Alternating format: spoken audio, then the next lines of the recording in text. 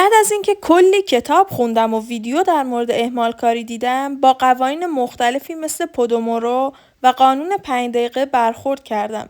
مشکل این بود که بیشتر این قوانین برای کارآفرین‌ها یا آدمای خاص نوشته شده بودن و خیلی‌ها نمیتونن ازشون استفاده کنن.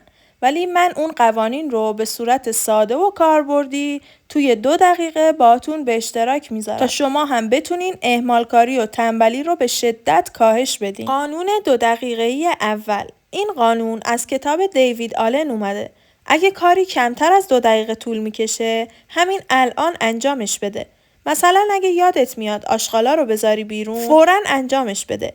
به جای اینکه توی لیست کارا بنویسی و بعداً فراموشش کنی. کارای کوچیکی مثل آب دادن به گلا وقتی همون موقع انجام میشن توی مغزت جمع میشن و مغزت عادت به عمل کردن پیدا میکنه و از تعلل فاصله میگیره. قانون 2 دقیقه‌ای دوم. این قانون از کتاب جیمز کلیره. کاری که دلت نمیخواد انجام بدی رو به یه وظیفه 2 دقیقه‌ای ساده تبدیل کن. مثلا اگه باید یه فصل کتاب بخونی، فقط یه پاراگراف بخون.